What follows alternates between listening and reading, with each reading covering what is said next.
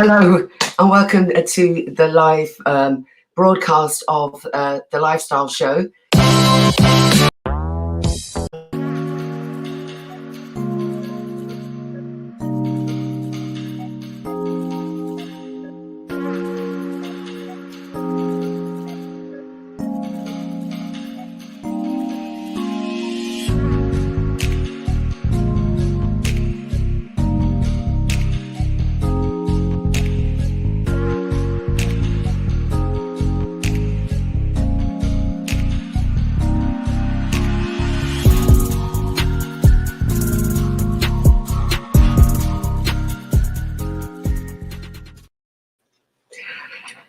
Hi, and welcome to the Lifestyle Show with me, Pam Joseph.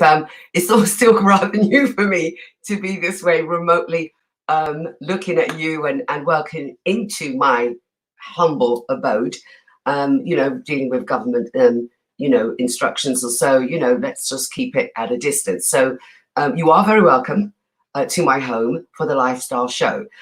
For the next 2 hours or so, please stay tuned, as you're going to be edutained, I call it, edutained, by myself and my guests. We want to also say a big thank you to all those who watched us last week in our debut remote virtual look, and such kind messages and warm wishes that you sent. Thank you ever so much. I hope you're keeping it tuned and I hope you've told all your friends as well. Now, in these strange times, we do want to talk. We have a great to talk about to do with the COVID-19 pandemic, but not just here in the UK. We also want to look at aspects across the Caribbean as well, and respective islands, and looking at how they're coping and what have you. So, we want to keep in tune with them in that respect. However, we also want to make it a positive and give out positive messages and inspirational news as well, to keep our spirits up and keep our spirits high. For the next 2 hours, as I said, we've got a packed audience. In a moment, I'm going to be joined by my conspirator. I call him my partner in crime, if you will. But you're welcome to interact. So you can do that by your comments. You can send that on to, we are here live on YouTube, MediaNet.com. You can send comments through. We can read them out as we go through. You can also do that on the Ben TV email address, which is Ben Television, Lifestyle on Ben at hotmail.co.uk. That can come through. We can do those because we are going to be broadcasting on the Ben TV platform on Sky 458 later on in the week. You can tweet us at Lifestyle TV Show. Don't forget the likes with your Facebook as well, and that is Lifestyle on Ben. Now, at this point, I'm going to have to bring in my partner, Anthony Jordan, aka the Dark Persuader. Anthony, are you with me? I'm here, Pam. I'm here. How are you? I'm good. How are you doing? I'm good, but offended. You welcome us to your home. You call me the co-conspirator. You've not offered me a coffee. I don't know. Do you know what? And I haven't even got one. Just see what? Sack the staff. Hasn't even made me cup up. It's not good enough. You just can't get anyone. You can't get anyone. How has your week been? Do you know what? It's blink and you miss it, actually. It's kind of got into that stage now. I'm good, thank you. Can't complain otherwise. It's all been good, but it's just I've found ways to keep myself busy, and it just seems to just be one after the other. And before I know, it's Sunday again. How about yourself? How's your week been? Well, okay, but I must say, Nathan once said to me once, it's such a thing. I said I must keep it. She said, "Pam, every day is a Sunday." I said to her, "That's so funny. You heard to say that every day is like a Sunday." Well, indeed. I mean, my week has been, as you say. I mean, I do step out, do certain things. I, deliver groceries and certain things to, certain family members as well. Keeping my distance.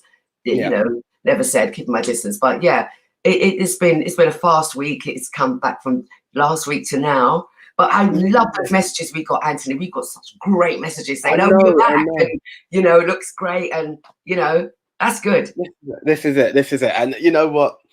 In trying times, there is always a silver lining to a cloud, and this is it. I think lifestyle returning is one of the greatest things for me as well. I've had a few messages. Everyone's had that excitement. They're back. Everyone's lining up. So I guarantee you guys, this isn't just a 2-week show. You will see a lot more, because we're back. We Yeah, are back. It's to be we're celebrated. and we're back for good. And we're back for Yeah, good. that is the one. We've got a packed show lined up. I can't even say enough now because we've got to really send to the first guest. But just to say, our special guest today is the one and only Rudolph Walker, actor. You know, what can I say? Impresario. Yeah. Rudolph Walker CBE, I should say. Again, after the OBE, again got that honours just this year. So he's now CBE. So that's great. Later on, we could be talking to him. So it's all good. So everybody's got to get locked in. I'm going to bring in our first guest. We're going to be talking, you know, a little bit of a carnival theme going on still. We're going to keep that going on, Anthony. So I'll check you later. It's the build up. Yep. See you then. Enjoy. Nice one. And as I said that, we do welcome, he's regular to the show. I call him my man in the carnival, Ansel Wong. He is the leader of the Elimu Mass Band. He's also a member of the Notting Hill Carnival Committee. And I'd love to have the usual welcome that Ansel and I know. Warm greetings. We're doing it like we do, albeit at different safe distance. But Ansel Wong, lovely to have you on the show. Welcome to the Lifestyle Show. Yes, you know, this is my annual meeting up with you over Carnival. Exactly. I'll always look forward to that great opportunity. Excellent. Thank you, Ansel. You look very, very well. And I'm saying thank you ever so much to join us in this sort of strange connection. But thank you ever so much. Yes, Ansel, I've introduced you as the leader of the Elimu Mass Band. We will talk about it in a moment. But the sad news we had to say last week to everybody about, obviously, the cancellation of the Notting Hill Carnival as we know it. But it had to be. And, you know, it's one of those things. But I do note that in their statement, they put that they were going to be hoping to have an alternate Carnival 2020 by keeping us safe in our homes. So I'm kind of thinking we're talking about streamlining, we're talking about a video. Is that sort of what we could probably be looking forward to in August? So what we are saying essentially is that Carnival hasn't been cancelled. What has been cancelled is Carnival on the road. But we will continue to have Carnival online. And what it is a celebration over the 3 days of Carnival, Carnival Saturday, Sunday, and Monday, 3 days of the celebration of the artistry and of the creativity of Carnival artists and artisans, as well as an exploration of the history, the heritage, and background to the development of the event itself.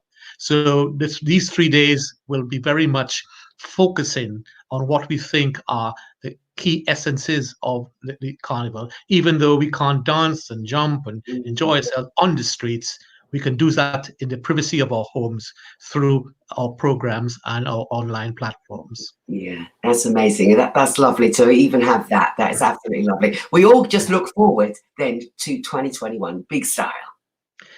Definitely. 2020, in a sense, was also a very significant year for some of us. For my band, it was our 40th year of participating in Carnival. And Cookie, as well, another Carnival band, also celebrated 40 years of participation.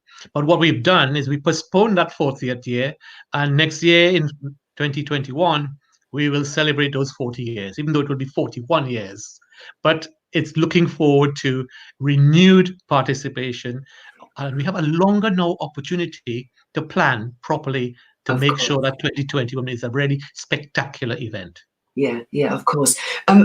We spoke about you being the leader of Elimu and your 40 years, but for those who are not au fait, those who are joining us for the first time, albeit remotely, they do not know enough about Elimu Mass Band. Explain about your band, sir, and the name Elimu, what that stands for. Well, I understand you will be speaking to one of our patrons later, Rudolph Walker. So he is also one of our patrons of the Elimu Mass Academy. We started off as a very much of a community project based on the Harrow Road, working with young people who were truanting and who were at risk. And Elimu was the term I took from Swahili, which means knowledge or education. And the whole purpose was to try and educate our young people to their history, to their background, to their artistry. And because we were so close to the Carnival on the Harrow Road, we got involved in Carnival through producing a short film, 8mm film called High Mass. and that was done very well.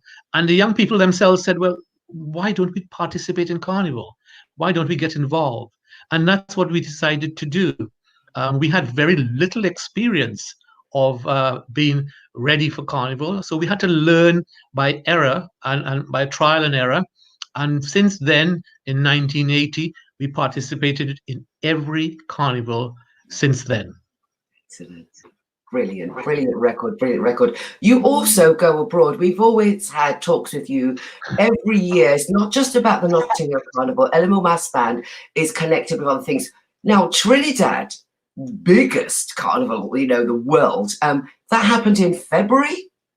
Yes, it happened, and luckily, unlike most of the other carnivals, it happened before the pandemic really started, so that it didn't have the kind of effect it has, say, Toronto, Caribana, which had to be cancelled because of the pandemic, and other carnivals, as is the carnivals, other carnivals in the United Kingdom.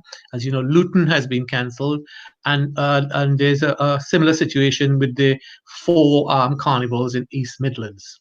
Yes. So yes, so carnivals throughout this year is experiencing some very challenging times, and we all hope that next year, all of us, all the carnivals in the UK will come back renewed, more creative, more spectacular, and open to everybody to participate. Indeed. Can I ask, because if you can, you always sneakily give me the little insight, Elemu's theme for 2020. Can I ask, you know, what was that? We had a very interesting theme for 2020, because, as you know, it's the celebrated Windrush and the Windrush Day, and we looked at, particularly among our young people, the contributions that Floella Benjamin had made to television through Play School. So what we took is they took that idea of Play School, and the windows through which we viewed the program, we've taken each window to be a section of costumes in the band.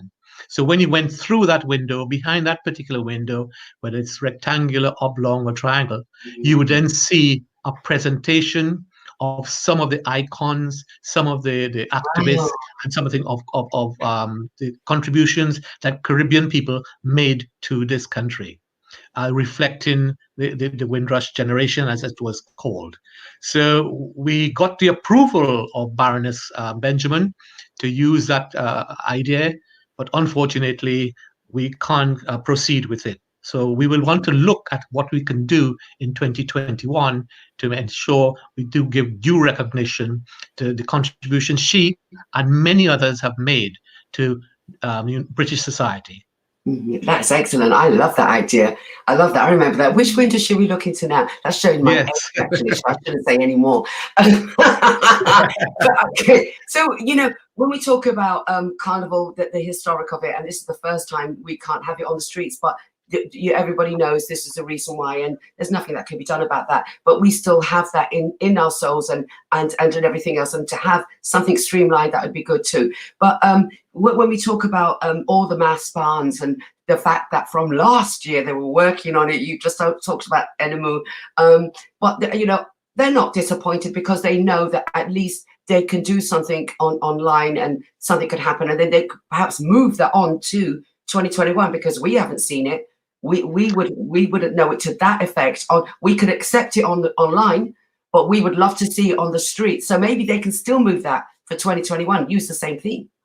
That's an option that they have, but I wouldn't want to pay less attention to some of the challenges that some of those bands had, because by this time, certainly a few months ago, they would have sold all their costumes. Some bands who are well prepared would have sold out of their costumes. So it is a challenging financial issue for some of those bands. What they do in 2020 can't happen, and they have collected all this money, or they have issues around financial survival as a carnival band. So we need to look at ways in which we can support those bands, and yes, in 2021 to present the original ideas from 2020 is an option, and I'm sure all of those band leaders will be thinking of how they can maximize on that. Indeed, indeed. On a personal level, you know, Ansel, I ask all my guests this, you know, how have you been coping and your family through this crisis in the UK? You know, how has it been for you?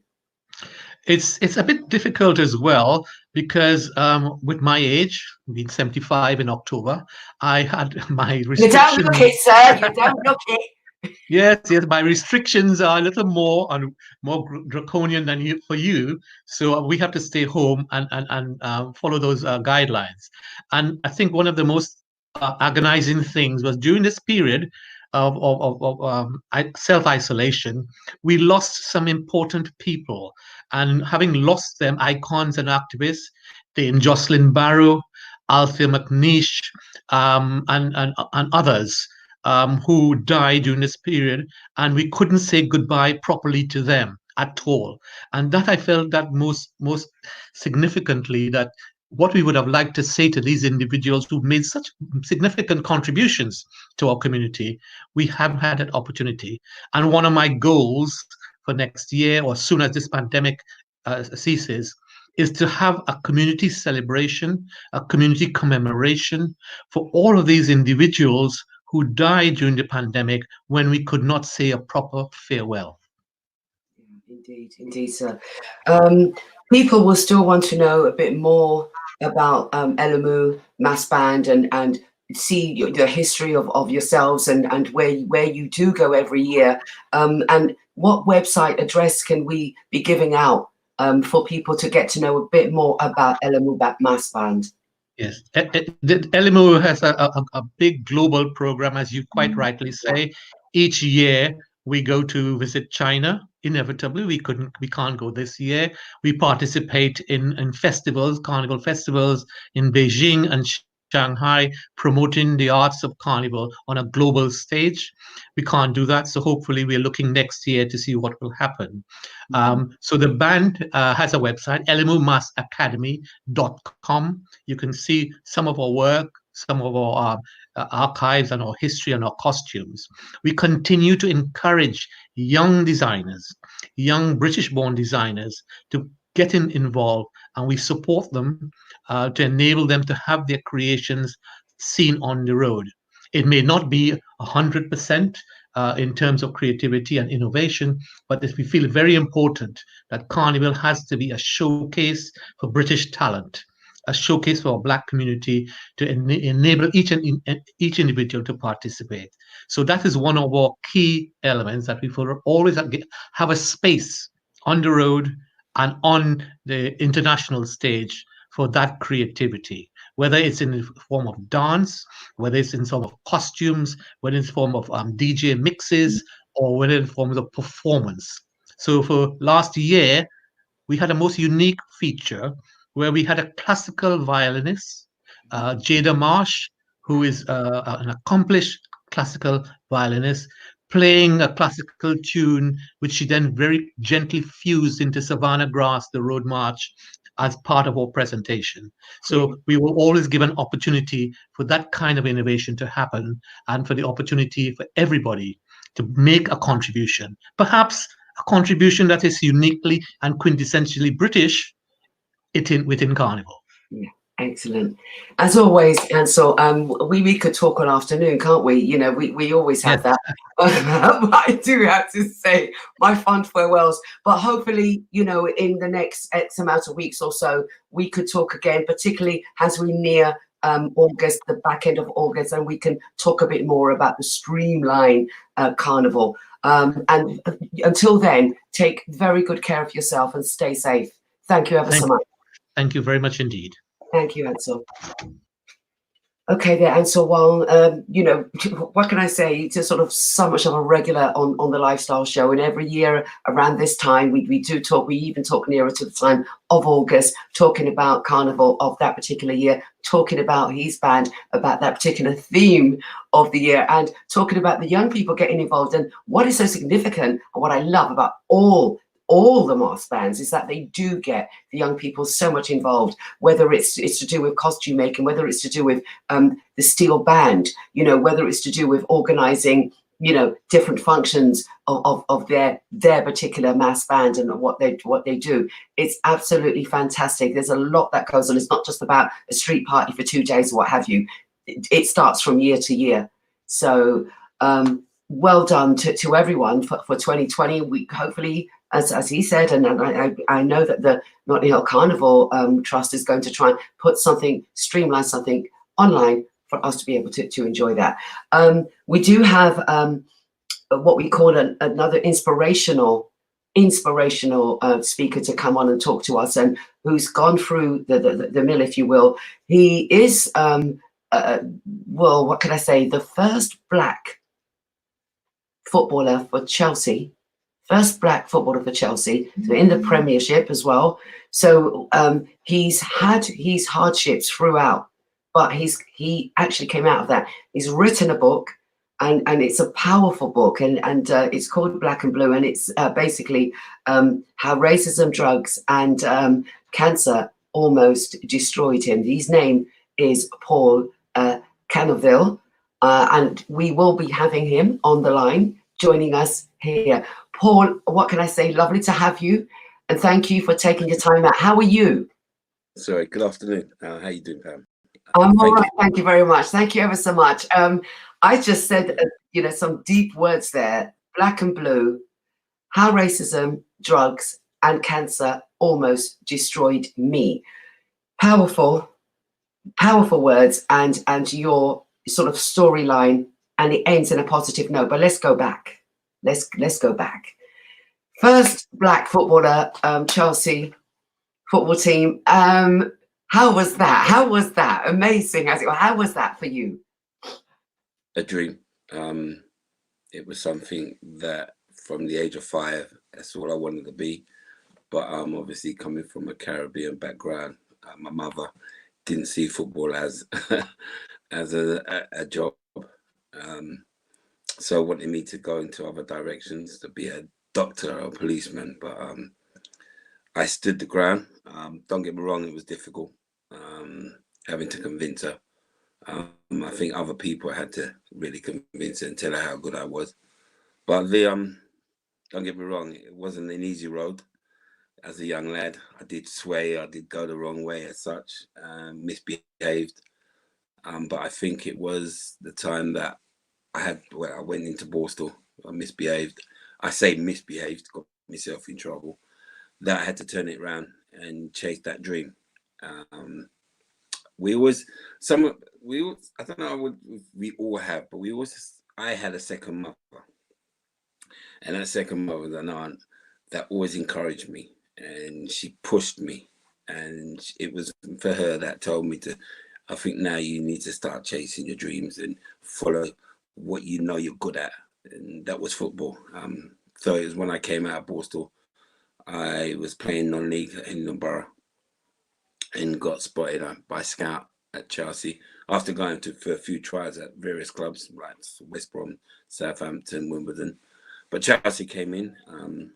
It didn't happen the first time round, first weeks of trial, but the second weeks of trials came and they signed me for the remaining 7 months, and I had to prove myself then. By do so, playing in the reserves, which was great, don't get me wrong. I found it a lot easy. Coming out from semi-pro, scoring goals, man of the match, that I was drafted into the first team after 4 months. Everybody knows my story, to be honest. From that 4 months, I was asked to be a sub in a particular game at Crystal Palace at Selhurst Park. Obviously, young lad, 21, 22, he's excited, calls his cousins, calls his friends, come to give me the support.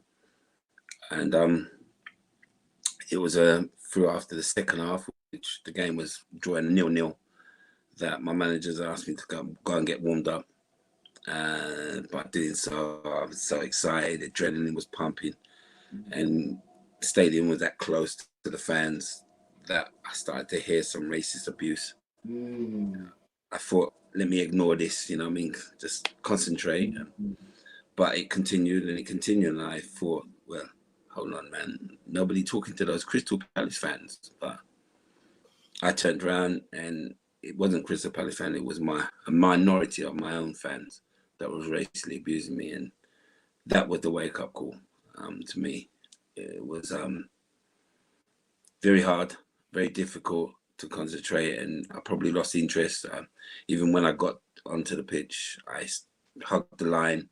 I was just waiting for the referee to blow and ran straight into the change rooms. I mean, that's got to be the first time I've ever seen a change room quiet from the players. Usually we have banter, but they came in and they heard consistently what I was called and what could they say to me.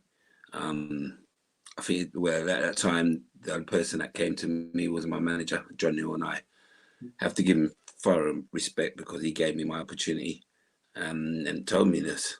He said, "Paul, man, I don't know what you're thinking right now, but those same ignorant people are the same ones who are paying your wages. What are you gonna do?" And he was right. I had to show him football, but many times I felt like I had to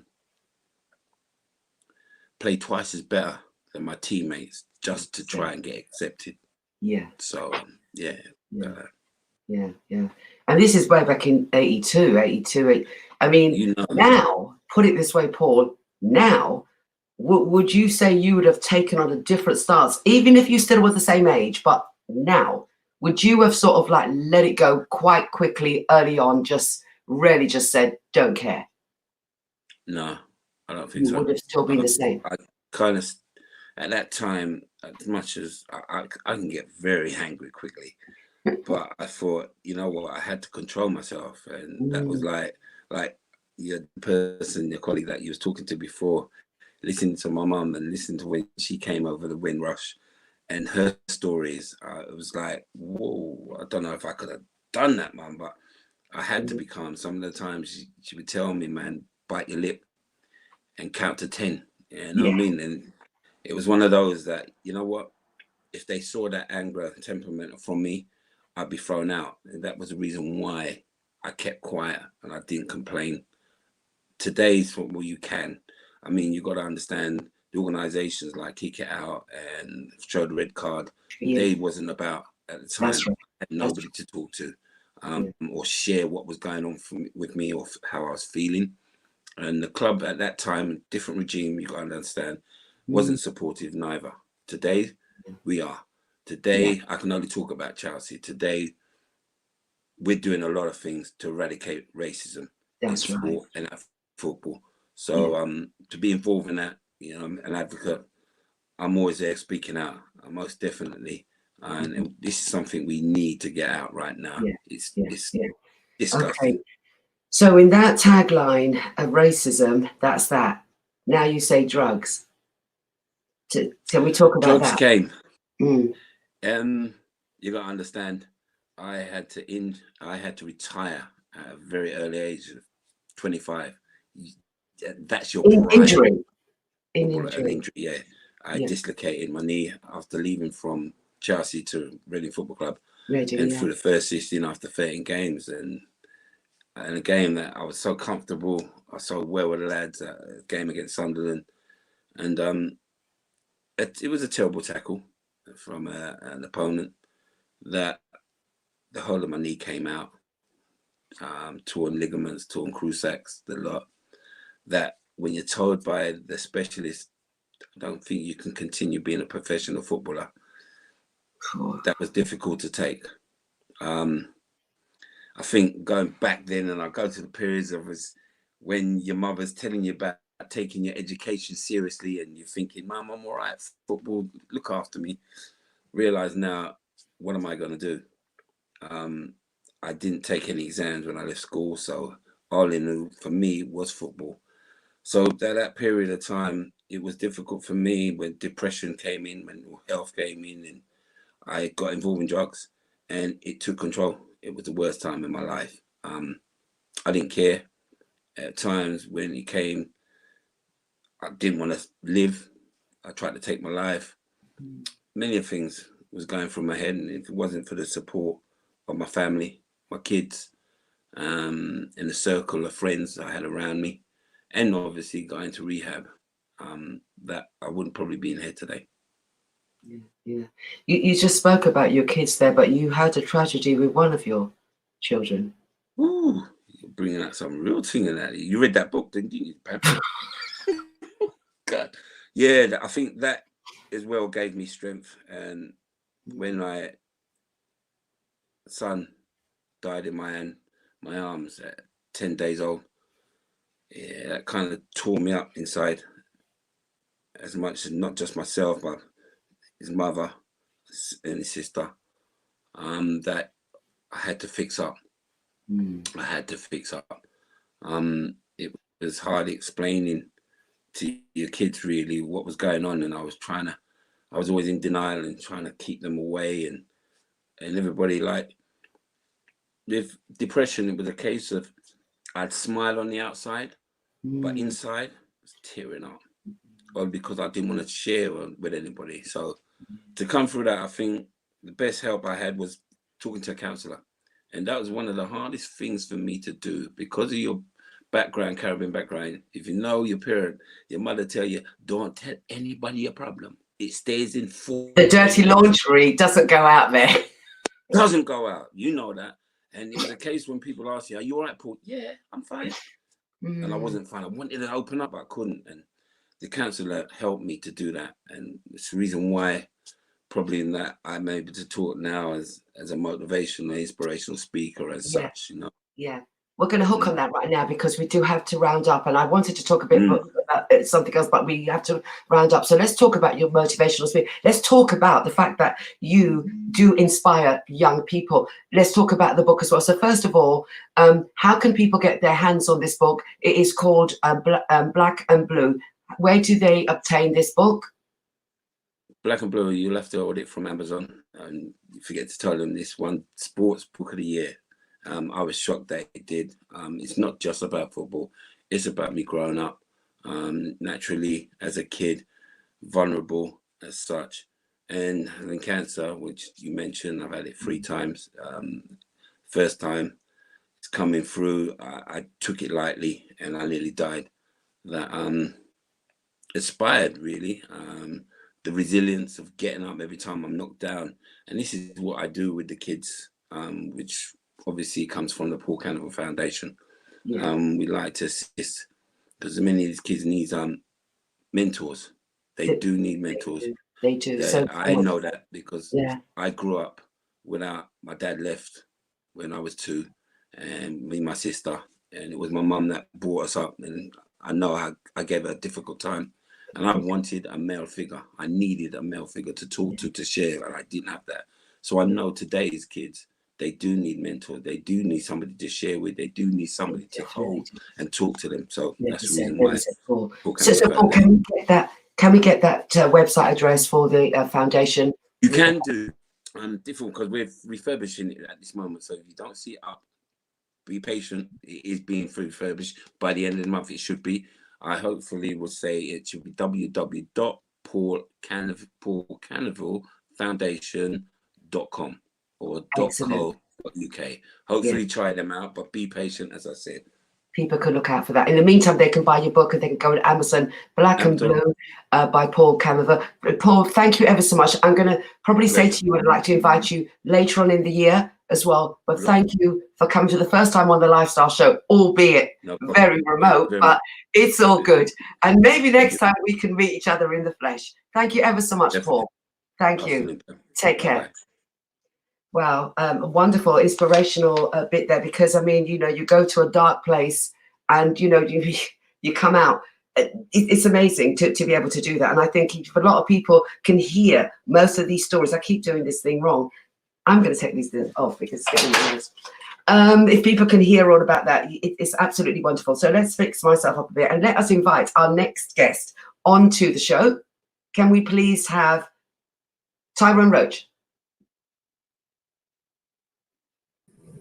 Tyrone, are you with me? Hey. How are you? All right. It's great to meet you. Last time I think I saw you at certainly 2019 at a place called the Tabernacle. Yep. In Ladbroke Grove. Yes, you did. Yes. Yes, and that was last year. So, you know, you're looking well, sir, may I say. Tyrone Roach, the UK correspondent of the Barbados Nation newspaper, PRO for the National Council of Barbadian Associations, and the chairperson of the Barbados Overseas Community and Families Association. Had to get that in, yes? Really? Did you really? Yeah. First of all, I'm going to have to ask you, you know, I'm asking all my guests this as we start off, just to be nice and polite and to really know what's going on. How have you been through this crisis here, the COVID-19 in the UK? Well, it's been a bit of a challenge now because we've been locked down for so long. It's almost getting quite boring, isn't it? Really, having to be unlike the other people who are learning new skills like baking bread and all this kind of food. I can't cope with that. But no, it has been boring. But it's necessary, isn't it? Really. We're going to go a bit more about something because we want to talk about people in Barbados as well, because I think we could talk a bit more about what's happening in Barbados. I realized that by looking at the latest stats that there's up to 132 tests was done, positive, 132 carried out by the Bestos Santos Public Health Laboratory, which was on the 16th of the 5th. And they say that out of 86, 44 women and 42 men, 77 people have recovered. Unfortunately, 7 have died and 12 remain in isolation. Is that correct, sir? I think it's just, I got different figures to you, but I think it says that we've only had 7 deaths. Yeah, that's what I've got from yesterday's. Yeah, and then 24 positive cases, I got 207 tests. But basically, it's been handled quite well, and Barbados managed to shut down on March the 28th. Yes. And they're moving into a new phase from tomorrow, where they're opening the hairdressers and pediatricians and stuff like that. And also, they're allowing people to go to the beach in the evenings as well, because the beach was closed down as well. Yes. And then they allow people to go to the beach from 6 o'clock to 9 o'clock. And then now from Monday, they'll be allowed to go from 4 o'clock to 6 o'clock, something like that. Oh, that's good. That's good indeed. And you can buy your rum. And during the lockdown, they weren't able to buy rum as well. This is it. This is it. It must be pretty horrific. Yeah, alcohol was banned. I mean, in a way, it was good. Most of the Caribbean islands seemingly did the same thing. They actually sort of banned alcohol to be sold. They actually sort of done a proper lockdown, if you will. They did a 24-hour lockdown initially, and that was sort of going on there. The beaches were closed and locked off. We've heard about places in St. Lucia, as well as Grenada and what have you, that they did do a proper lockdown, if you will, and limited amount of people coming out for the stores, and literally only to get their essentials. And I heard that Barbados actually did a alphabetical thing, that if you're on your surname, on your alphabet, then you can actually go out to the store. Yeah, we were small enough to be able to do that, and I think it worked quite well. But there's a different dynamic of working, queuing up in the hot sun for 2 hours, than queuing up in the hot sun in England, because in the cold sun in England, because we have the long queues as well. But it was that you have the weather that you can hang out. But I was certainly wouldn't be 2 hours. Yeah. I mean, of course, because it's so hot and sweltering. But of course, the masks is vital, is essential. Well, it's essential. I'm not one of the people that think that we really need to have masks, really, because I just feel that if you maintain the social distance, but it's not my law, and it's not something that is set in stone by any governments or scientists out there. There's not. But certainly in St. Lucia, we spoke to the tourism minister last week. Yes. St. Lucia, it is like you cannot come out of your house and attend any shop or go to even a petrol station without your mask or your gloves. And my sister resides in Barbados, and it's the same there. Well, you can't come up with a mask. Well, it's a guidance. It's not. I'm not sure if it was a law. They definitely have made it. That is it. You cannot approach. You cannot go into a store You cannot go into it without a mask. You cannot go to a petrol station without mask or gloves, and that is their law on the land of St. Lucia. I thought it was the same in Barbados, that if you are going to attend a supermarket, any sort of store, pharmacy, you should have your gloves and your mask. Yeah, you're advised to have gloves and mask. Yeah. I mean, it's part of what helped it, because this is why the numbers are low, because it was shut down. The islands were majority, I think, did it around the same time. They shut down quite quickly. They shut down hard for the first at least 24, 48 hours.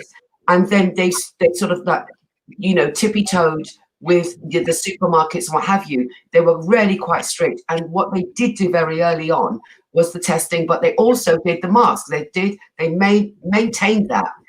Cover your mouth. You didn't have to wear surgical masks, but the covering. Yeah. So your point is that the masks were very important. Is that? Yeah.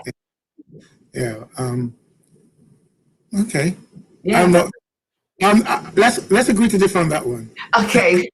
well, as far as you're not using much mask in London, are you? Yeah, it's a success story, because, for instance, in St. Lucia, they were up to 19, 2 of which were UK, but 17, if you will, at St. Lucia, who were fully recovered, no deaths, no new cases.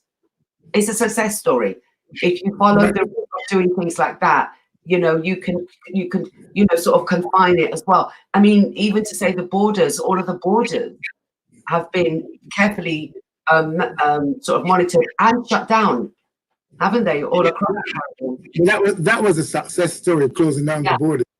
So stopping other people from bringing it in, because most cases were mainly people who came in from abroad. So that's right. Closing down. Hinder the spread of the virus. Yeah. So talk to me about the Barbados Nation newspaper, and for those who are not au fait with that publication, it's a weekly, a fortnightly. Yeah. And what information can anyone receive by obtaining that newspaper? Well, the paper is a weekly edition of the last week's stories in the daily paper. So we compile the stories, and we cover right across the islands as well. So you will have pages on all the different Caribbean islands, how they're doing during this particular area as well. And it's sold in the UK, right across the UK in New Zealand. So handle their operations over here, and also adds stories about what's going on in the Barbadian community in London, as well as.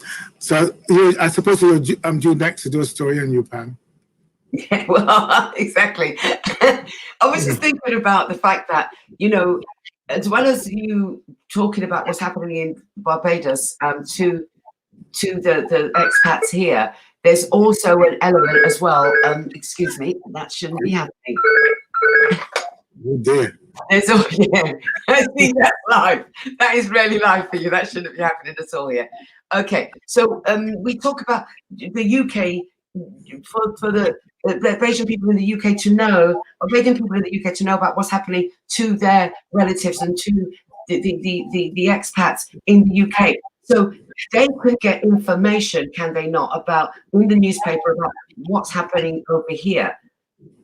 Yeah, but in a small section of it. But the paper is basically aimed at the older generation who are not au fait with the online situations. Right. And one of the biggest areas for the paper is the deaths. So older people will just go to the newspaper and start pages on family notices, so they can find out who might have died at home that they knew and stuff like that. So it's a connection with the homeland. And it's also available online as well. So if people want to access the paper, they can also access the paper. Many Barbadians out there who have stories that they think are relevant, and they think that Barbadians at home would like to know about it. I mean, those who have been involved in the COVID frontline, like care workers and stuff like that. If you want to tell your story, then contact us here at the Barbados Nation newspaper, and we will put your stories in there, because it's quite a lot of Caribbean people as a whole have been involved in the NHS and in the hospitals and care homes and the frontline supporters and stuff like that. And they're very much part of this virus thing. But one of the things I would like to highlight really is what at the moment the top tier of our elderly community are dying quite quickly. Yeah. Then picked up on that quite a lot of the older persons in our community who have had underlying illnesses have been dying quite quickly.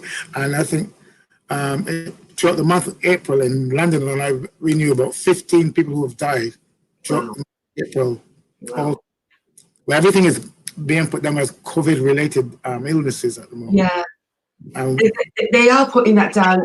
Yeah, essentially that, you know, if somebody does die of a heart attack, that they would, or, you know, have stroke issues or whatever, and respiratory problems, they still cover it by saying COVID related. And it's an issue that is being looked at right now as we speak. You know, why is it always being put with COVID related? And maybe it is COVID related. Maybe if the person had a heart attack or a stroke, without this virus being around, they could survive. They could have probably survived it. Yeah. Maybe that's why they're saying it is COVID related, because possibly they could have survived the stroke. They could have survived the heart attack. They could have dealt with the respiratory issues that they do have. And we're going to find out more in the days and weeks to come about that.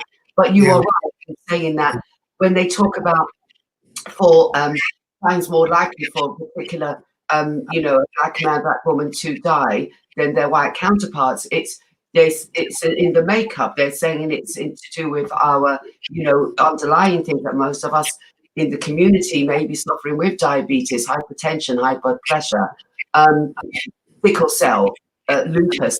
You know, there's loads to say, but it's still at a higher rate in terms of, I say the higher rate in terms of the NHS workers. Now, that's because they're right at the front line. And if they've got these underlying conditions, and they're right at the front line, obviously they are going to go quicker. You know, if you say the immune system, that lacking of vitamin D, for instance, they're saying that we need to make sure we're stacked up with vitamin D within us, because that's the way our bodies are made up. We need our vitamin D things going on. Again, if we are not putting that, many of them were putting that front line in those strategic places, whether it's a care home, whether it's in the hospital, then perhaps, of course, you know, loads of them may needlessly, you know, we wouldn't have had these deaths. They are also coming out with the fact that perhaps their bosses could push them away from the front line and maybe let them go into other departments within the hospital. Do you agree with that? I think that might be difficult logistically to just shunt people around, but that is something for the experts to talk about rather than me as a mere observer, because I don't think that it's easy to run any organization where you select, and even some of the same nurses that you're talking about, might feel within themselves that this is what they're meant to do, care for people, and they might not want to move from the front line. So there's all those different equations involved. Their choice. Yeah, we can't really speculate on that. I understand that. Tyrone, you know, the time always flies by. We've got to wrap this up. We're going to talk again. You're going to be back on again. You do know that, so keep your diaries a bit free. So, but if you could give to our viewers contact details of where they could look up about the Barbados Nation newspaper, any details at all on that, sir? You can access it online at www.nationnews.com, or you can, any news agents in the UK, you can contact them and get all the newspaper. Just ask for the Barbados Nation by name. And by the way, just for a little word, the West Indian store of England is not off yet officially, you know. Okay. Just in case they might play behind doors, we've just social distances in the stadium, so bear that in mind, because I know you're an ardent English supporter. Nice one. Thank you, Tyrone. We'll talk soon. Take care. Take care. Lovely. Tyrone Roach there. Right. Now, we're going to jump from one thing to another. This is fast moving. I'm going to welcome, well, I call her a newbie, to the Lifestyle Show, Pauline Mills, who is a member of the National Caribbean Monument Charity. basically to sort of like look at the Caribbean community for over, they've been looking at it for 400 years of military and civilian services to Great Britain and the Commonwealth. This is about appreciating that and respecting that and remembering that. And as we've just done VE last week, we're still going to continue with that. Pauline Mills, are you with me, my lady? Certainly, I'm Pam. Hello, how are you? I'm fine, thank you. Yes, I'm fine. Thank you. Yeah. Thank you for joining us today. It's a great thing. We were hoping to have had you last week. Never mind, we continue our celebrations. VE Day, we continue that on the Lifestyle Show. Talk to us a bit more about the organisation, the National Caribbean Monument Charity. Our role is basically to acknowledge the military service, men and women of the Caribbean, going, as you said, going back centuries, for those who serve today as well. And there's a centre in Staffordshire, the National Memorial Arboretum, and they've got over 300 memorials there. Every other nation there is represented except for the 18 Caribbean islands. So when it became knowledgeable that there was nothing there, we decided that we're going to do something about it. So we've got a campaign that's been going for a couple of years now to raise funds for this. And at the moment we have a design. We've got an allocated plot there as well. And we've got our sculptor, Martin Jennings, who actually did the Mary Seacole statue. Wow. And he's actually in the process of doing a maquette, which we hope to unveil, and this will help in our fundraising efforts. So what we're actually looking for is to raise the profile of the charity and try and encourage new membership. It's absolutely brilliant. Is it something that you know, we think that we don't know much about across the UK? For many of our communities dotted out, whether it's Leeds or Birmingham or London, that we didn't really, you sort of like know much about this. Would you say that to be true? Yes, it is. And the reason it came to light is I paid a visit with some others a few years ago, and that's only because of my military background. So if you weren't from a military background, you most probably wouldn't have ever heard of the National Memorial Arboretum. And I guess a lot of listeners today, this is the first they're hearing of it. So sorry, what is your military background? I served in the Army, Women's Royal Army Corps in the early 1970s. Wow, what rank? I always say private first class. First class, don't you know? Just talk to us a bit more about it. I want to hear this a bit more. What was your role? What was your role exactly as a private first class? Right, I was a supply controller, which was, so I was in the Women's Royal Army Corps, seconded to ordnance. And ordnance, you supply anything from ammunition to your supply train, and you supply anything from a screw to a tank, to out in the field to those that need it. So it was really interesting, yes. And I did most of my service, nearly 3 years of it, in Germany. In Germany. So you drove tanks? I didn't. We just supplied the actual tanks and the bits and uniforms and blankets and things like that. We supplied the units. Anything they needed, we supplied it. Yeah, interesting. What made you join the army?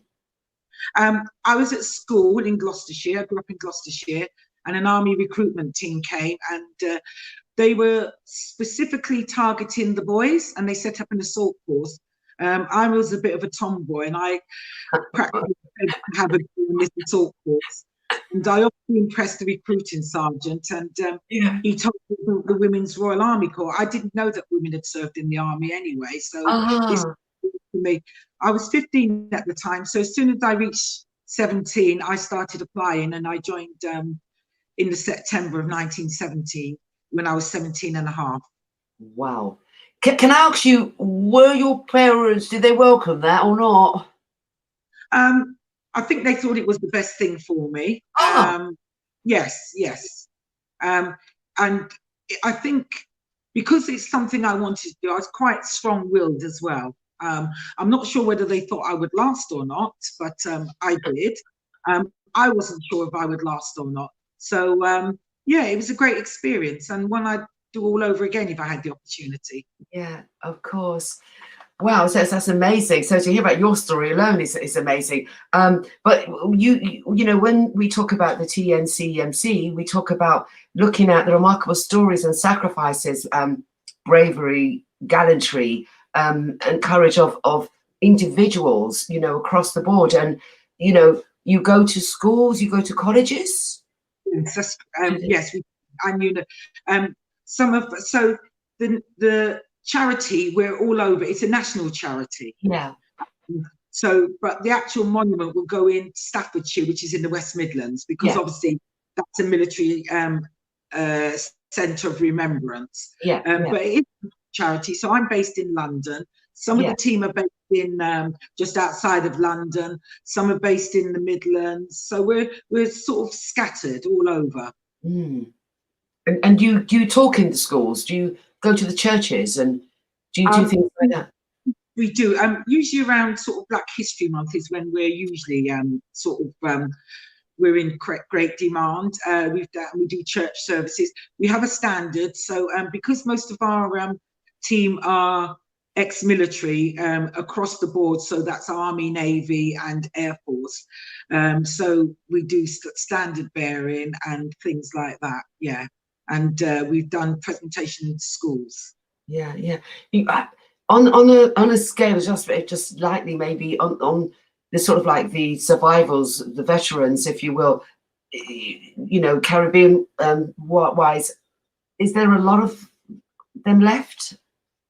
Right. So we've got Mr. Jarrett. You might have seen him. He's been quite prominent recently. He's ex-RAF. There's one gentleman, Mr. Wilmot. He actually served in the Navy and the Air Force during the Second World War. There are other veterans, Caribbean veterans. A lot of them went back after the war, back to their home islands. And there's still some in Jamaica. And I'm not sure if you know, but in the Second World War, women actually joined up from the Caribbean. And they joined the Auxiliary Territorial Service, which was the women's branch of the army in those days. And I was doing a research on one of them, and she actually came over to the UK, and she was manning the anti-aircraft guns. Wow. And yeah, and these guns, what they were, so the women were, their role was to spot the enemy aircraft coming over, pinpoint the guns onto the target, but they weren't allowed to fire it. That was up to the men to do. But it was a very responsible role. And obviously, if you're manning one of those, you're just as likely to get killed by an enemy aircraft as the men. So you were at the front line, basically, in the UK. Definitely front line, definitely. Fantastic. So let's talk a bit more about how we could, you know, get people to know more about how to help, how to join in, contribute, and what have you to what you're doing here.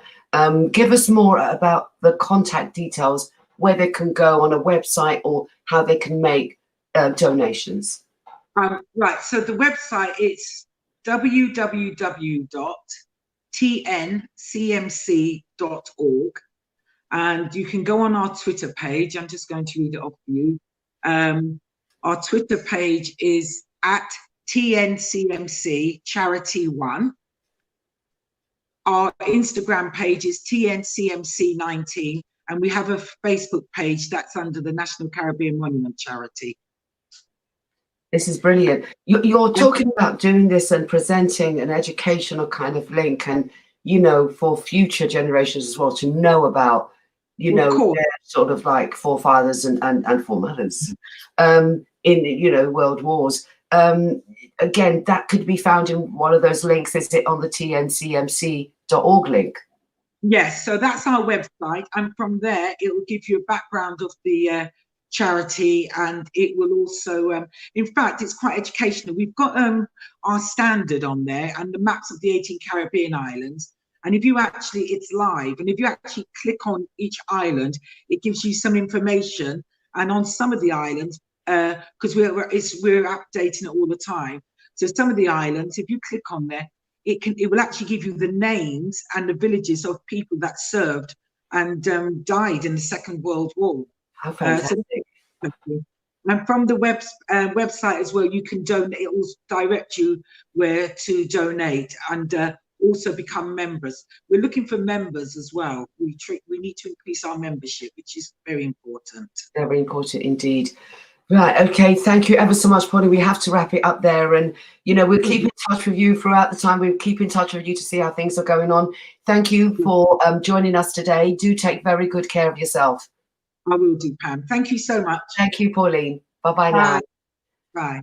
Wow, that's inspirational. It's all good. It's all good. We like to keep in touch with what our forebears did, and especially when we talk about the day we celebrated big time in, remotely in England. But it's always good to know about what the Caribbeans did, their contribution to World War II as well. So we leave that there, and then we're going to be, hopefully, hooking up with what I call one of Britain's most iconic Black British actors, although he wasn't born in Britain, but he is British, as far as I'm concerned. He was born in Trinidad. And at this moment in time, lack of filming going on, as you know, with all the soaps going on, there's no filming going on, whether it's BBC, ITV, Channel 4, Channel 5, whatever. He's in one of the most popular TV soaps in England. It's called EastEnders. He plays a pivotal role. He plays the role of Patrick, I think it's Turnbull, if I got that right. Anyway, he's been in it for over 15 years, let's put it this way. But he's hanging out in his born country of Trinidad, and I hope he's joined us on the line to talk to us about. I want to talk about this CBE as well, because that went under the banister. Rudolph Walker, CBE, are you there, sir? Yes, I am. Hello, lovely to see you. Good to see you. Good to talk to Praise, you. praise. It's been a long time. It has been a long time. I was trying to figure it out yesterday, and I said, my gosh, is it 8 years? I think it's 8 years. We have the last time you've been on the show 8 years ago. Wow. I think it is. I can't have a calculation, but I mean, what can I say? The years have done nothing to you. Look at you. You still look the same. And maybe it's because I'm in Trinidad. Well, that's the reason why I look. Probably it is because you're in Trinidad, I would say. Oh my gosh. So on another note, to say it seriously now, how have you been through this COVID-19 crisis? Well, I have been coping reasonably well. I'm blessed. I think the good Lord is looking after me to have me down here, and the government is just doing a fantastic job. They've been doing a great job, and I feel relatively safe. I have to abide by all the rules and regulations, like wearing your mask when you go out and maintaining that distance between when you're shopping. All the things that you have to do in the UK, only that we did it a lot sooner. Yes. And as a result, it's limited the impact over here. Yes, I mean, we are down to a population of just over 1.5 million. I think we've had 7 fatalities. It's kept a very, very even level, so we haven't had any spikes or increase. Yes, I am just blessed to be here. On my own, but I have the freedom of the garden and things like that. And as I said, observe the rules and regulations. Of course. I was just going to ask you, Rudolph, did you go over just before the lockdown here in the UK, or did you manage to, even as we were going to be locking, did you manage to get a flight? I'm not sure. When did you go to Trinidad? Well, I came down here. What I try and do every year, as I said, I keep saying during the winter, or at least for about 4 weeks or so, I escape EastEnders and I come to some sunshine. In a way, it's my answer to a psychiatrist. Rather than go to Harley Street, I come to Trinidad. So I came down here for Carnival, and it's amazing because you had my dear friend Ansel Wong earlier on. Yes. and we were down in Trinidad. He was down here at the same time, and went back before me. And just as I was about to fly back to the UK, all hell let loose. So I wouldn't use the word. So I got stuck here. Maybe that's one phrase I can use, but the other phrase is that the good Lord said, you know, Rudolph Walker, you're in Trinidad, stay in Trinidad. And you stay there. That's right. That's right. Obviously, you've been keeping up to date, Rudolph, with the total figures and what's happening in the UK. Devastating figures. As you know, it's just behind the USA. We're 34,000 and rising.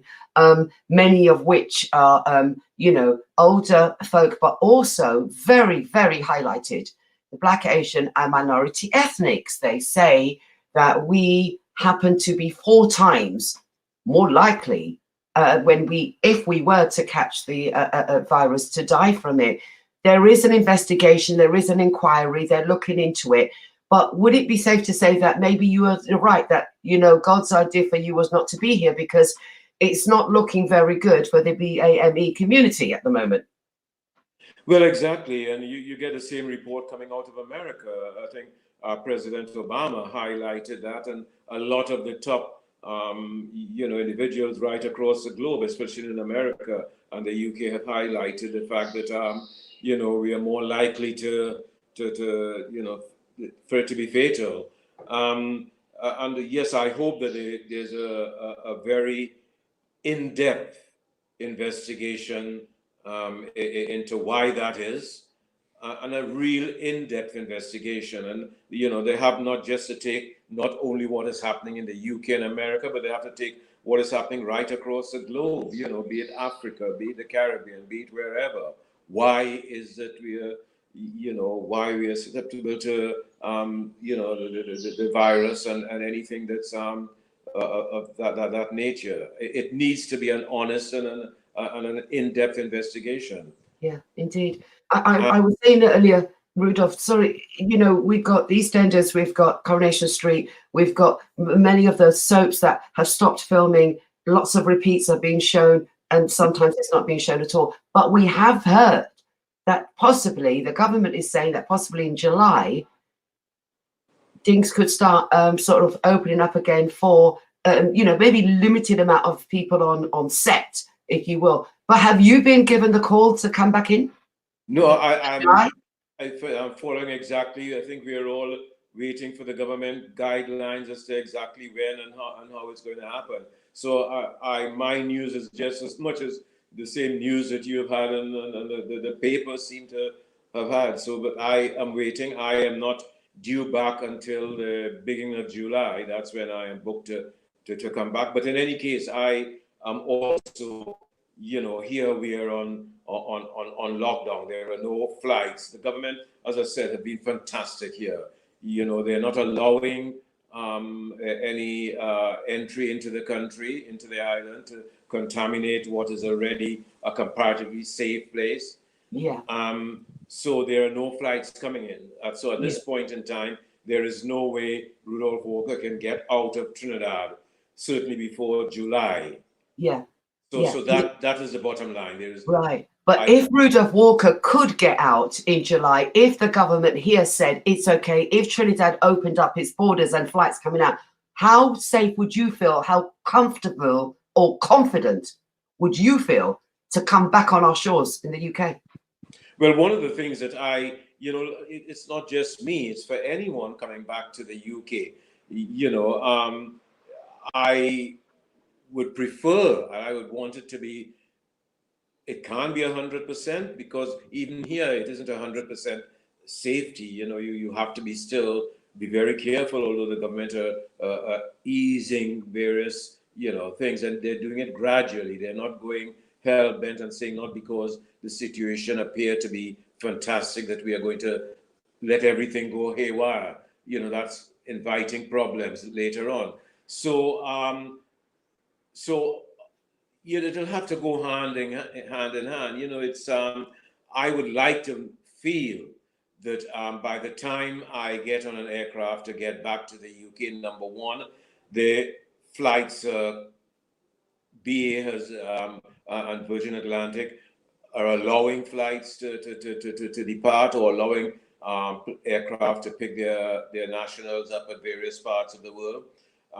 That is number one. Secondly, yes, I would like to feel that I would be a lot safer coming back at that time than I would have been, let's say, now or 2 weeks ago or 3 weeks ago. But nobody knows what is happening in the UK. I don't think anyone, even the scientists or the experts and the government, seem to be at odds as to exactly what is happening and what tomorrow will be like and what laws are going to come in. So, you know, we don't know. I don't know. You don't know. You don't know. But what we do know is about the foundation, the Rudolph Walker Foundation. So let's talk a bit. Well, for those who don't know at all about the Rudolph Walker Foundation, let's talk about that. Well, you know, it was interesting you talking to the footballer earlier on, and he said that you know, having mentors around at the time, which is also very important and vital in all young people's lives, not just you know, the black youngsters, but all young people's lives. You know, some of us are not blessed to have a strong father and mother around. Some of us are, you know, even if the fathers are around, they're not active in their kids' life. And I, growing up in Trinidad as a youngster, I came from a single parent family. I would say I had mentors, but my mentors were the neighbors. My mentors were the old people living around the corner. The people I respect, my teachers, they were all mentors, my mother, you know, but that doesn't exist now. So the youngsters are having, you know, they're having it rough. You know, there's so much pressure on society. And as I had mentioned before, back in the 70s during Love Thy Neighbor period, I was working in schools in Brixton, the Tulsa and the Dick Shepherd School. And the youngsters then were saying, you know, Mr. Walker, we have problems. We leave school, we are stopped by the police. There was a sus law, we can't congregate, we can't chat, we can't. So I launched what we call, to abbreviate what we're doing, inter-school drama competition between zoo schools. And it was the idea is to get the youngsters to work outside school hours, to create their, you know, to get their creative juices going. And I got celebrities to come along and talk to them and to judge the competition, like Carmen Monroe, and even Muhammad Ali turned up on one occasion. So we had mentors. So mentors, you know, that was something I did very early back in the 70s through drama. And fast forward, I launched the foundation properly on my 70th birthday. Wow, it was a long time ago. It was over 12 years ago. And again, it's to go into schools, especially in schools where there are problems, and try and get other celebrities to go in and mentor the youngsters through drama, and culminating in a fantastic inter-school drama competition with schools up and down the country. At the moment, we have schools from Birmingham, Manchester, Cardiff, London, and we hope to spread it, wider, and maybe in the Caribbean in the not too distant future.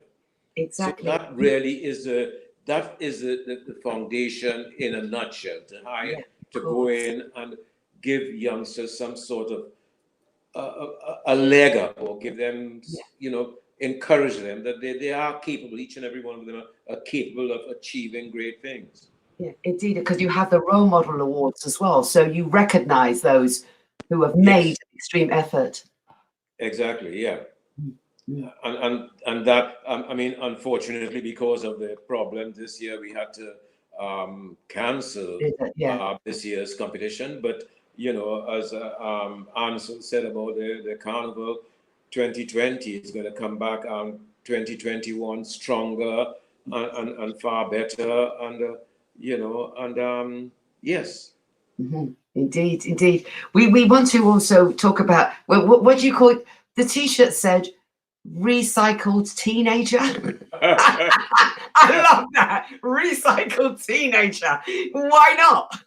Well, why not? You had inspirational words. You did a piece to camera, very inspirational words, and there's things that you're saying is for free. The sunshine that, I loved it. We're going to be using that, sir, has one of our inspirational bits for our show. Even perhaps when we start every show, we might use that, if you will. But I love that. What made you think of doing that? Well, it was one of those strange things. Someone got through to EastEnders several weeks ago for some of us to do either recite a poem or do something to distribute among care homes, because they're having a rough time at the moment. And I've been thinking, and what can I say? I don't want to go down the road. I couldn't find a poem, and suddenly my ex-wife sent me this, or we circulate amongst the family and friends and whatnot, all sorts of messages, and this arrived on my website, and I thought, yes, I can use that as the basis for a message to the care homes. And of course I embroidered on that, and then I thought of the T-shirt that I had made for my 80th birthday, and the words on that. And I thought, well, incorporate all that. The only thing that I did, which was a downer, and I don't know if you're going to show that as well, towards the very end, the sentiment was absolutely right, and that is the Martin Luther King, "We Shall Overcome." Yeah. According to my son, I shouldn't sing it. That was all right. That was fine. I thought it was fine. You said crooning kind of sound, and it was a fine kind of sound, and it was a typical Caribbean kind of sound. That was fine for me. I think that is fine for millions of people. Inspirational, lovely. Oh, Rudolph, we have to round up, and it's such a joy talking to you, and we will have you again. No doubt, we will have you again on the show. But if you can just quickly give our viewers contact details, any social media details you would like to give out to the viewers. Well, just as far as not detailed, I would just like to say for all the viewers, just stay home, stay safe, do your exercises, eat well. And as far as a lot of your viewers are concerned, we mustn't diminish the fact that it is so important to follow a good diet. Your vitamins, vitamin D, it has been said over and over again, and good health, and think positive, and smile. The world is so serious with all that is happening. If you laugh, that is a recipe for good health. Enjoy yourselves. Excellent. Excellent. Well done, Rudolph. Well done. And by the way, very quickly, congratulations on your CBE earlier this year. Congratulations, Rudolph Walker, CBE, actor extraordinaire. We see you soon. Take care of yourself. And you. Blessings. Bye. Bye-bye. Oh, that's lovely, isn't it? Okay, wow. I love that. Just, talking about feel-good factor. Let's get some musical enlightenment with the feel-good factor. So I think having that wonderful talk there with Rudolph, let's bring in another wonderful chap, aka Dark Persuader. Hello, Anthony. Hello, sir. Hello. Sorry, I was muted there. I was still there. I was blown away. It's always a great moment to have Rudolph Walker, CBE. I'm still blown away. Do you know the part that really got me though, Pam? Yeah. He said 12 years after, from his 70th birthday, 12 years ago. Do you see what I'm talking about? Do you see what I'm talking about? I said he ain't changed. He looks younger than me. He looks younger than me.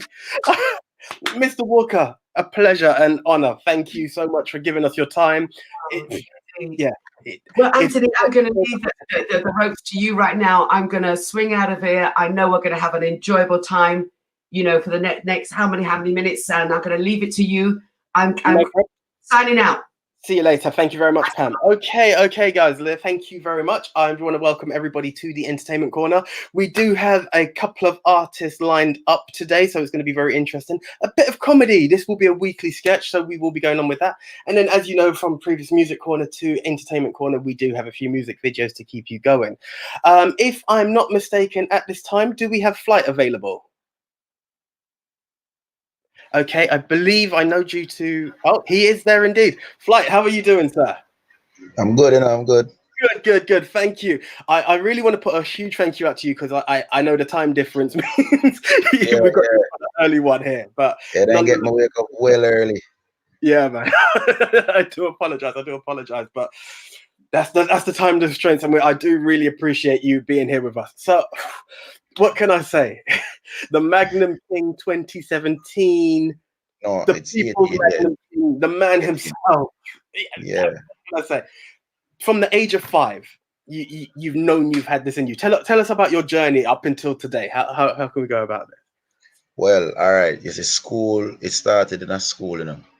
Yeah, so you know, you also beat the decks them and make the sound them and try to DJ and try to make fun every little thing around. So it was there me discover say, you know, I have the talent, but still never did know what it really was. Me just do it until the more I grow, you know, I grow into it more. So till it just manifests into what it is.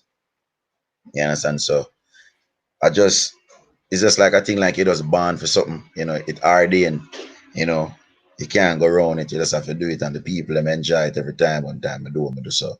I just continue and you know it bring me right here. So right now. Big. No, and you know what? You are right. You kept at it. You went into Magnum. You as you said, not only when we say the people's Magnum King, it's because Yeah. you came in, you won the last ever episode that they had of that, but you had the highest votes available. So that shows who you were to the people. The people that really love the way how I approach, you know, week in, week out. Them like the way I approach everything, or my attire myself, or me organize my music them. You understand the entertainment? It was like this a full package, you know, you give them a full package, like a one-stop shop. So whenever I'm getting ready to hit the stage, you could just hear the crowd, just I get wild, just I wait to see when time I step on. You know, and when I step on in a suit and my thing and you know come near the performance, I just beer excitement, you know, just beer joy, beer love, you know, the reception. That is big. I love it. So that's the public perception, and I'm not saying the public and the crowd doesn't mean much, but then you have Bounty Killer, Beanie Man, and Robert Livingston calling you a lyrical genius. How does it feel to have those kind of people give that kind of respect to someone like yourself? Well, it is a joy, you know, because you know, as younger kids growing up, we used to look up to them, you know, and see them do it, and us I wonder how them do it and how them look so comfortable in front of the crowd and in front of the camera, and you know, it always amazes you. So now that's me step out into the forefront and then get to rub shoulder with them, you know, and see how them appreciate my talent and love what I do, and them saying to me that them get inspiration from what me the same way, and me remind them much of them younger days.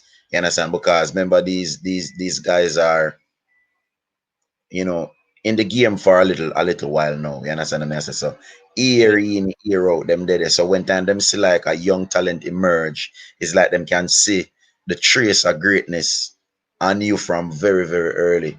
You understand? So that are what excite them about me. How me put my thing together, how me deliver, you know, my deportment, everything is just a full package. You understand?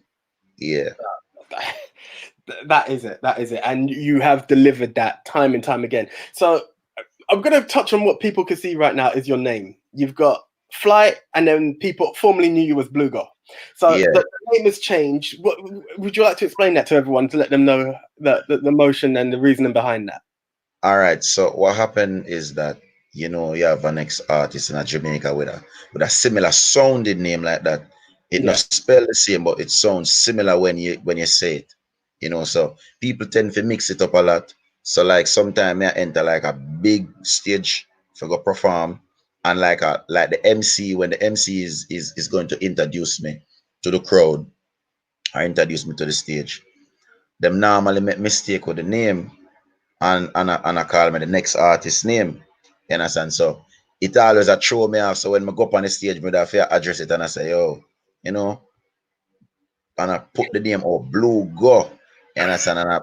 You understand? So as me I say, even on the radio, sometimes the disc jockeys them playing the songs, and they must say brand new one from the man called Blue Go, but they make it sound like Bugle. So you like people will hear this song and I say, wait, that new bugle and nice, see, but so it is like it kind of shadow me. It kind of shadow me in a sense. So me say, all right then, me can't just get up and just throw it away. But me have to go kind of just take flight to the name. Like, me have to go put myself somewhere where from you hear the name or from you hear it, you recognize me. You understand? So I just it we are building to right now. We are dive into that right now. So Nice. me still attach the blue go to it. So anybody was still, cause the people them love me. So the people them will been a follow the thing up.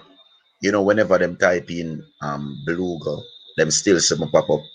You understand? So me no last them cause me still attach the name to everything when I do the same way. You understand? No, that's great. That Yeah. is great. So I mean, I can see you've been keeping busy. Oh yeah, I can see you've been keeping busy throughout. Which is great. Absolutely love everything that you've been doing. You've done some stuff with Shawnee B, Chase Yeah. and State one over here, so that has been amazing. At the moment, there's a video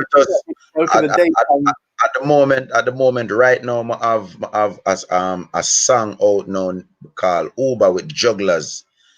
Jugglers is another European, big producer. big. Yeah. Okay, is there a video for that one coming out soon? Yes, I think a lyric video because due to the whole lockdown, I was supposed to go over. I was supposed to come to England and they were gonna come over from Germany and we sort out the video, but due to the whole virus and the whole pause on the flight, pause on the plane flight. This is what it's done to the world. This is what it's done to the world.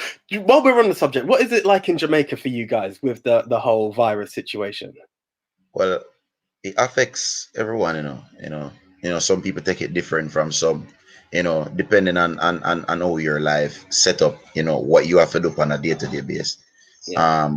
But for me, like, because of music, like, me still go studio, me still do what I do, but people still find it rough, in their daily activities, work, children not going to school. Well, as me say, it is not just in Jamaica, but it affects us. Jamaican pitney, they're rude, So the parents them well want them out of the house, like just to get the day, get the fresh air, and them just gone at school and come back. You understand? Work has been difficult, and some people taking the social distancing serious, and then some people some places are still packed and clustered. See me? You understand? Like some people still not take it serious enough. So it is difficult. It is all a mixed feeling to it, mixed reactions. Everybody does. Yeah, but we'll pass. We'll pray we will get through it. We'll pass it, Amen. That is the one. That is the one. What I'm going to do right now, because we are on a tight one, could you just put out all your social networks out there where everyone can contact you, and then I'm going to ask you for a small performance of it if we can. All right then. What you want me to type it in? Type it. If you could just say it out there, and you could type it in after, yeah.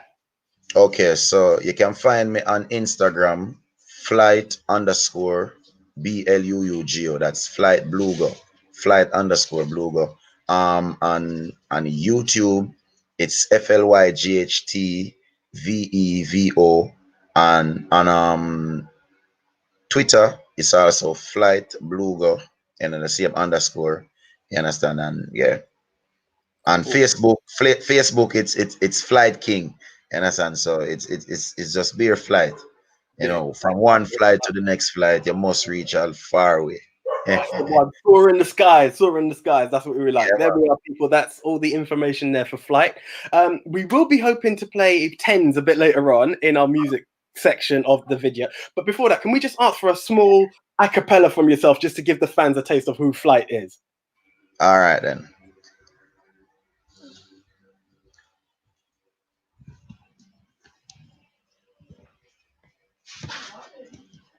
Inna the back of the cab, inna the back of the taxi, inna the back of the Uber, you let me feel so super, you woman. Inna the back of the cab, inna the back of the taxi, inna the back of the Uber, you let me feel so super. Taking me some places I never been, Not even the innocent let me in. It feels good when you touch my skin, yeah. I got caught up within Wonder Woman Justice League. Wonder what you have up your sleeve. Grab my pants minus my brief. You have me in full custody. Showing them signs long time and them they ever know. Living on the edge is a way to go. Feel I'm in space and my brain aflow. Just let the action speak, don't say no more. How are we there? We there uptown on a sidewalk. Everybody a view where did I drive past. Granny couldn't see clear, she left her eyeglass. But I and I last. Me wallet in the back of the cab. In the back of the taxi. In the back of the Uber. You let me feel so superhuman. 120, I 9 to 5. Everything I work out, 9 to 5. Having the best time while I drive. Don't pre me, just go find a life. Living each day spontaneous. See that in the train or the plane we go. Yo, that one a nice. Feel like a paradise. When she a roll her waist like she have a dice. In the back of the cab. Yeah, man. So that is the Uber. Big. Now look at that. I love the sound. I love the sound, and I know the lifestyle viewers will be loving that too. So, sir, thank you very much for your time. As I said, we will be trying to put your video on later on, if not, definitely next week. It's been an absolute pleasure, guys. Check it out. You saw the details. Flight, aka Blue Girl, the last standing Magnum King. Sir, absolute pleasure to have had you, and we will definitely catch you again in the future. Right. Bless up yourself, and I hope to catch you all soon in England soon. All right, as soon as it. 100%. Stay safe. Thank you very much.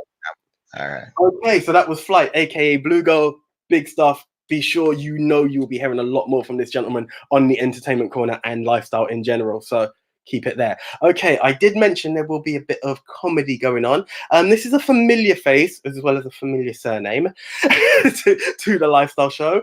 At the moment, can I please introduce Miss Jade Marie Joseph? Yes, you can. Yay! Jade, how you doing? I'm not too bad, thank you. How are you? Good. I'm good. Do you know what? Lifestyle's back. I'm happy. I'm smiling. Yes, exactly. Yeah. That's Definitely. the one. Everything is great. And do you remember, I think the last time we were both on camera, we did have that hint of the new face of lifestyle, and now here it is, a weekly segment. So we called it and it's happened. Big stuff. Put it into the universe. Put it into the universe. That is the one. So tell us, Jade, with all the accolades and acting and everything that you've done, how have you been coping in a time such as now? Well, so I've been kind of getting really interactive on social media. So that could be TikTok, or just kind of like making my own little videos to put on Instagram and stuff. So that's helped quite a lot actually. And I have still got work from like, you know, different organizations and stuff. So it's kind of been still very productive, and it's making the time kind of pass. Yeah. Yeah. No, that is the way. That is the way. Well done. Have you done one of those? I saw a friend of mine had like some picture on his Facebook. Excuse me. Have you had like a virtual casting or virtual reading of plays or anything like that? Has that come to you as yet? No, for me it's still a lot of self-tapes. Okay. So still a lot of recording at home and then sending it in and hoping you get the role. Or I did do a voiceover thing the other day actually. Okay. That was hard, but I got there eventually. And it's by a really big production company called UK Fully Focused. So yeah, I'm getting my little bits here and there, and I'm just trying to just make myself more aware more visible on social media. So the video that you guys are going to see soon, I put that on Instagram, and we've got quite a good reception, and I just thought, let me just play around with things and accents. And cool. Actually, there's another thing I'm going to do. It's called an accent challenge. Okay. 5 different accents, and it's for a production company called Canoville TV. It's going to be hard. I'll try. I'm going to do a bit of Russian, a bit of Russia and stuff, and Australian and American. Yeah. Love it. Sounds fantastic. No, brilliant. So tell us a bit more about this sketch, how you came about doing it, how it's all come about, and then I'll allow you to introduce it. Okay, so what was I doing? I think I'm always dabbling with accents, and I love doing like the Black American accent and stuff. So I made a character around whatever. I was just sitting there and I was just thinking, oh, obviously it has to do with isolation. So I'm the partner of someone, I haven't seen him for ages, and I'm trying to call him. I'm not going to say too much actually, but I'm trying to call, and it's like, what's going on, you know? And it's just kind of, you know, there's couples that could be worried about what their partner's doing whilst they're not it's true. around them, you know? I'm not trying to put nothing out there, but you know. Well, hopefully the video doesn't put a bit of paranoia out there. You know, it might, yeah. So, yeah, it's over to you. I'll allow you to introduce it. Is there a name to the sketch, or is it just we? Okay, so yeah, it's on my Instagram at Jade_Titch, and you'll find more little bits there. And her name, she hasn't even got a name, but yeah, just isolation lockdown disaster. That's brilliant. Isolation lockdown disaster. Here it is. I'm missing my boo. I'm not gonna lie, I'm really missing him, and he ain't been picking up my FaceTimes, but something like he think he got the Rona. But he messaged me last night saying that he thinks he's Rona free, and you know, I thought I'm gonna FaceTime him now.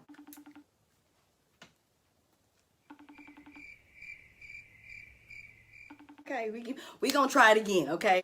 Okay. Raquisha! What? Put your coat on. For what? I said put your coat on. Girl. Don't ask me no quick. Put your coat on. Girl, you are crazy. Nigga, Where you are we got the going? wrong Are we one. going somewhere? Yeah, we going somewhere. We going What somewhere about right now. quarantine? I don't care about no quarantine. He got me for the last time. I'm not the one. Get the keys. Get the keys, Quisha. You know what? Ain't no more quarantine. Unavailable now. Unavailable. Okay. I said Girl, not stop. today. Happy quarantine, y'all. Okay, I'm gonna break it just one time. One time.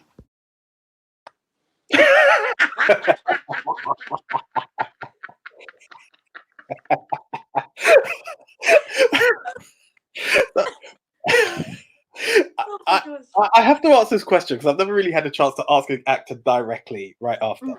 I remember the first time I'd done an interview, and you were there actually, and I had to see the edit, and I walked out of the room. What is it like seeing yourself in full performance? How does that feel? It's one of the worst things. It really is. When I see myself back on film, well, I think stage is the worst, but when I see myself back on film, it's just like I cringe. I do that. I close my eyes. I just don't want no part of it. But I'm getting slowly used to it. Actually, I watched a short film of me the other day with like loads of other people, and I'm like one of the main cast, and I actually watched it all the way through. Good. So Well done. It's getting better. Well done. Well done. Okay, now that's great stuff. Well, Jade, we will be back next week, so we will talk more into the career and the journey of Miss Jade Marie Joseph. Until then, thank you very much. And thank you, Anthony. Yeah, keep sharing. Okay, see you later. Cheers. Bye.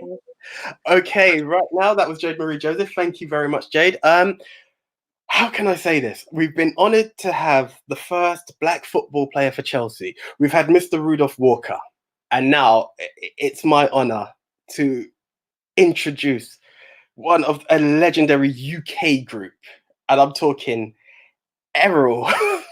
Errol from Imagination. How are you doing, sir? I'm doing really well. How are you doing, Anthony? I'm very well, Errol. Mr. Errol Kennedy, thank you so much. It's great to have you back with us on Lifestyle. How has it all been for yourself? How have you been in these trying times? Well, at the moment, it's a movie. That's all I can know, because it's just been one thing from the next, you know. Gosh, it's a long story. Are you ready? Well, I mean, I'll just give you a little taster. Just after Christmas, we had a fire in the house. We had to move out for 3 weeks out of the house. Builders were coming in. We were leading up to the corona. We didn't know we were going to get in at the last minute. And at the same time, my wife was taking me backwards and forwards to the hospital because they thought I had prostate cancer. So I had to take a biopsy test. And we were living out of, hotels and Airbnbs. And when you're doing medical stuff, there's nothing much better than being in your own home. And so we couldn't do that. So we're fighting to get back into the house with the builders. And finally, we got in. We still haven't had all our clothes and furniture and stuff back. So while we were getting the place together, my oh, I have to say that I haven't got prostate cancer, by the way. They told me that I was fine, so it's a blessing. Thank you, Lord. So while we trying to get back in, we've got in, and I was there doing little bits and pieces of the house, and then it was a Thursday night where everybody goes out on the balcony, cheering the NHS on. So my wife took a couple of bins and we were banging it on the balcony. And then I said, oh, I've got my snare drum upstairs. Let me go and get that. So I grabbed that, put it on a stand, bashing away. And the neighbors all got into uproar. And so then afterwards, we thought, well, what else could we do? So my wife said, oh, wouldn't it be great if we did a 24-hour drumathon? So I've got a little electronic practice kit at home. And I thought, well, yeah, maybe we could do it. So I got in touch with a few friends of mine to help do all the streaming and, you know, all the technicalities. Neighbor got us together with Virgin Give to set up the charity. And my wife was just like relentless getting everything else together while we were getting all the technicalities together. So I drummed for 24 hours non-stop on my practice kit. My hands were swollen up, but we didn't have enough then. We said, okay, so what else could we do? So we said, wouldn't it be great if we raised quite a lot of money for the NHS at this point. So we said, my wife and myself were speaking, said, gosh, I'm sure there's something else we could do. So we decided to do a drumathon. And it's extraordinary in these times, right? Because planning a drumathon, we just had the idea, but what we didn't realize is how in depth it is. Obviously, we're all in lockdown, so you're not accessible to get all the equipment and all the gear, and you can't socialize with people. So, you know, to ask a biggie of people to give up their time to get involved in this is like paramount. So we you know, spoke to a few friends and drummers and said, look, this is what we want to do. This is how we'd like to do it. Can you help? And wow, it's amazing. We started off with like 4 drummers, and we got in touch with the Guinness Book of Records saying that we'd like to do a Guinness Book of Record as well to track what we were doing, because it was extraordinary, because nobody's ever done a lockdown rockdown in their house or in their studios at home. Some, you know, a lot of musicians have got their little studios in the back garden where they can't, you know, can practice and maybe do streaming to other places. So anyway, we sort of like organized that. I've got a friend, 2 friends actually, and they both got studios. So we thought, well, if people could actually make it, they could actually go to these other lockdown studios where they could actually play in a clear environment, totally clean. So we sort of like put all that together, and friends came around us, and yeah, and so that's what happened. And now we're sort of like 10 days in, non-stop day and night. Every drummer is doing 12-hour shifts. It's been extraordinary. The tenacity and the strength of everybody giving, you know, well, really what everybody's doing is doing 12-hour shifts, just like the NHS. It's been extraordinary. We've had drummers streaming from Scotland, all the way from, you know, from the south, Dartford, Basingstoke, all over the country, Devon, you name it. And it's just been really extraordinary. We've got some extraordinary drummers as well that have played with Peter Gabriel, Stevie Wonder, Sister Sledge, The Feeling, The Kooks. Some extraordinary, well-known drummers out there have really given up their time to actually support an NHS. And you've got to think, one of the things that keep running around in my mind, my wife's had cancer, my mum's had cancer twice. I was on the brink of like a massive, you know, can you imagine when somebody says to you, you've got cancer and it's in the prostate? It's a major shock. And that, as I say, it really, when you think about it, you think how lucky we are to be in the UK with an NHS that's been walking no matter what's happening, and somebody will look after you. There's a lot of countries that you cannot do this to, and you know, but we are lucky to have that, and this is what this is all showing, our appreciation, and for people to really realise how lucky they are to have the NHS. So, with that said, we've now reached sort of like £30,000. 250 minutes time that we've spent with all these drummers coming in, doing a relay. I mean, in terms of putting their heart into it. One of the drummers almost lost his life a month ago, collapsed in the street and had to be rushed to hospital. And that's Jose Joyet, who's played with Stevie Wonder, all sorts of people. But then when heard that this was happening, jumped in straight away, no second thoughts at all. So, you know, there's all these drummers giving up all their time, contributing to the NHS, trying to make people aware how amazing and supportive we need to be. And it's great. What the sad thing about it, it's been such a, we call ourselves Octopus Production, my wife and myself, because we're having to deal with so many things. I can give you little bits of stories of things that have happened, but we're still here. We're on the last, today's the last day, at 9 o'clock. You can go to imaginationband.co.uk, where if you log in now, you can see Gary O'Toole, who's playing us out. And at 9 o'clock, we're going to have a big celebration. People want to join us and donate. That'll be really good. Just join us and be a part of the whole thing. We're going to have a big dance out, percussion and house party going on, all online. It's extraordinary. What we're doing has never been done before as well. You never had drummers in their lockdown situation drumming from their home or drumming from their studio, the whole thing coming cohesively together. And we've just so tried to make this run smoothly. Phil, Finn and David, who've been 24 hours in their all media in Basingstoke, at the back of their garden, streaming everything out to everybody around the world.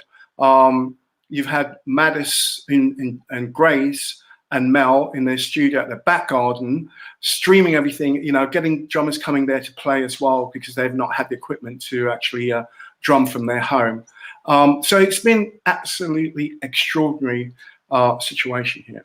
No, that is absolutely brilliant. Errol, thank you so much. There's so much more I'd love to ask, but time is actually pressing against us. We have put the website there. Are people able to make a donation via the website while watching? Absolutely. If you go to the website, everything is there, even though you can go on Instagram, etc. But if you go to imaginationband.co.uk, you can get the T-shirt. We're auctioning drumsticks. Drummers are offering so many things. You can see all the other streams from all the other drummers and get to know their profile, see what they've done and how much they're contributing, really get an understanding of the magnitude of what these guys are doing. People have had swollen hands, have ice on their hands for drumming. To drum for 12 hours to a point is an impossible task. You know, it takes a lot of tenacity. People giving up their time, being injured as well, playing at maximum, some great songs. And one of the things I've got to say, each drummer, it's like when you go there, it's like going to a concert, because each drummer is doing a really nice flavor of music. So it's 90 minutes of amazing music and performance. So like the drummer for the first time, the singer's in the background, he's with the band and he's the upfront guy giving it to the people. So you can go there and donate to see, you know, just checking on everything that's going on there. No, that is absolutely brilliant. Errol, we will definitely have you back in studio in the future. I love everything about #DrumForNHS. It is an absolute great sacrifice, especially when you talk about the hand swelling. You know, you picture the time. I never pictured the impact it has on you guys. So thank you for that great sacrifice that you guys are doing. And we will definitely catch up again in the future. Okay, thank you very much. It's been a pleasure talking with you as well. Yes, okay. We'll see you guys. Thank you. Bye. Okay. Wow. The time is absolutely flying by on us here. Pam, would you like to join me back up here, or are you in hiding? Oh my gosh. What an entertainment corner. Absolutely thumbs up on that one. Absolutely fantastic. I love that. I love that. Drumming for the NHS. I love that. Hashtag drum for NHS. Brilliant. Absolutely. Errol Kennedy, you're up there. Great to see you back again. Yeah. We really have run out of time, Anthony. I just want to. Do you want to do the Ben TV donation read, or do you want me to? Yes, guys. If you head on over to www.bentelevision.com, it's one of those things. It's a trying time, as you may appreciate. There are other stations out there, but Ben TV is doing everything it can to maintain on the airwaves, but it's a bit challenging at the moment. So I'm going slightly off script here and just doing it off my head. But if you head over to the website, as much as £1 is all we're asking, just to help this, what you are seeing now. MediaNet is doing a fantastic job at the moment, but on the Sky airwaves. So for those who don't have that access to the internet, they need to access this show and many other great shows that are out there. So if you can head on over to www.bentelevision.com or .co.uk, just check those out. It's your chance to donate, support, and help this fantastic channel and platform go a lot further. Can I also say, while I'm on here and wrapping up very quickly, MediaNet, thank you guys very much. Music Media Management, thank you. Flight, Blue Goat, it was amazing. Urban Delight, thank you. Errol, Imagination, twice. I am so lucky. So before anyone thinks I'm doing a fruit signal there, twice to have Errol. It's an absolute pleasure.